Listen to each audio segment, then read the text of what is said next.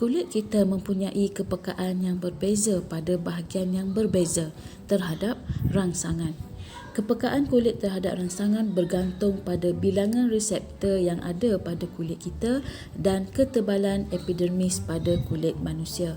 Contohnya, hujung jari kita sangat peka terhadap sentuhan kerana di hujung jari terdapat bilangan reseptor sentuhan yang banyak dan epidermisnya lebih nipis. Ini boleh dilihat dalam contoh orang buta yang membaca tulisan Braille menggunakan hujung jari. Hujung jari mempunyai reseptor sentuhan yang banyak dan kulitnya lebih nipis. Jadi bahagian ini lebih sensitif dan orang buta boleh membaca menggunakan tulisan Braille. Lidah dan hidung dan bibir juga sangat peka terhadap sentuhan. Manakala siku, tapak kaki dan belakang badan pula kurang peka terhadap sebarang sentuhan. Mengapa apabila kita dicucuk, kita sering dicucuk di bahagian bahu? Kerana di bahagian bahu, bilangan reseptor sakit lebih sedikit dan epidermis kulit kita lebih tebal. Ini boleh membantu kita untuk mengurangkan rasa kesakitan apabila dicucuk di bahagian bahu. Bahagian tapak tangan pula mempunyai kulit yang lebih tebal, maka kuranglah reseptor sakit apabila kita menyentuh permukaan yang kasar. Pada lidah kita pula, terdapat kawasan yang berbeza yang peka terhadap rasa-rasa yang tertentu. Kamu boleh lihat dalam rajah 1.19 di mana kawasan berbeza pada lidah lebih peka terhadap rasa-rasa yang tertentu seperti pahit, masam, manis, masin dan umami. Semua kawasan pada lidah adalah peka terhadap kelima-lima rasa. Akan tetapi, kawasan yang berbeza pada lidah mempunyai kepekaan yang berlainan terhadap rasa yang tertentu. Contohnya, kawasan hadapan lidah lebih peka kepada rasa manis, manakala bahagian tepi lidah lebih peka kepada rasa masam dan masin. Kawasan di bahagian belakang lidah pula peka terhadap rasa pahit dan kawasan di bahagian tengah-tengah lidah kita pula lebih peka kepada rasa umami. Mata kita pula juga mempunyai had deria penglihatan. Contohnya, kita tidak boleh lihat dengan jelas apabila objek itu berada jauh dengan kita dan kita juga tidak boleh melihat apabila objek itu tersangat kecil. Had deria penglihatan ialah had keupayaan mata kita untuk melihat objek.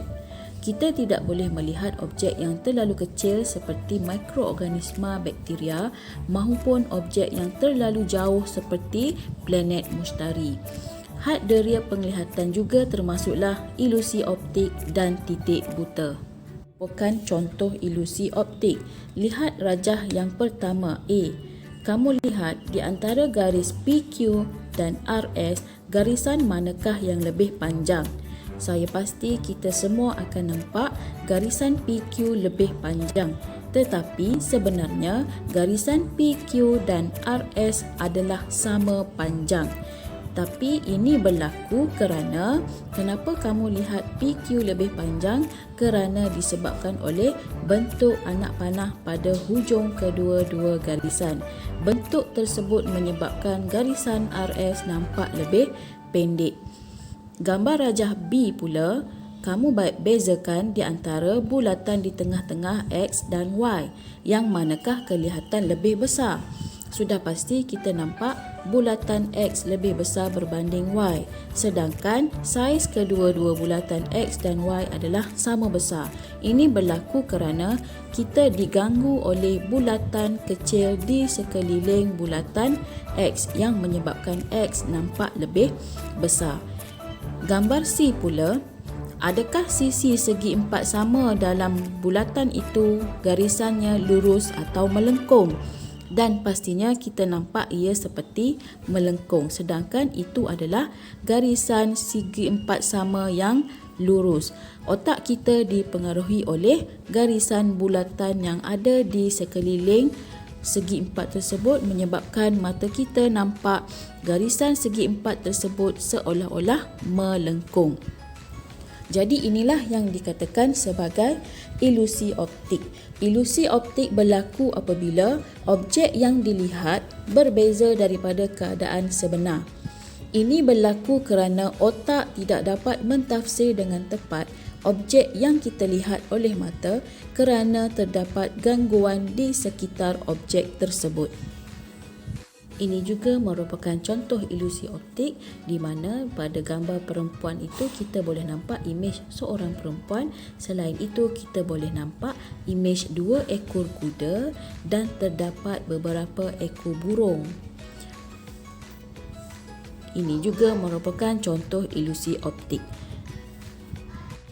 Seterusnya ialah titik buta ataupun bintik buta. Di dalam mata kita, terdapat satu struktur yang dinamakan sebagai titik buta. Apabila kita melihat objek dan imej objek tersebut jatuh di atas bintik buta, maka kita tidak dapat melihat objek tersebut. Untuk mengatasi had deria penglihatan manusia seperti untuk melihat objek yang sangat kecil ataupun objek yang terlalu jauh, terdapat beberapa alat untuk mengatasi had deria penglihatan tersebut. Contohnya, mikroskop imbasan elektron yang boleh melihat objek yang halus. Kita juga ada mikroskop cahaya seperti yang digunakan di dalam makmal kita untuk melihat sel-sel contohnya. Alat yang seterusnya adalah binokular untuk melihat objek yang sangat jauh. Mesin sinar X ataupun mesin X-ray untuk melihat bahagian-bahagian tulang ataupun bahagian dalam badan kita.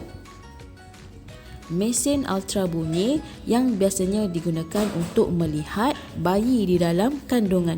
Baiklah, setakat itu saja untuk hari ini. Sekian, terima kasih.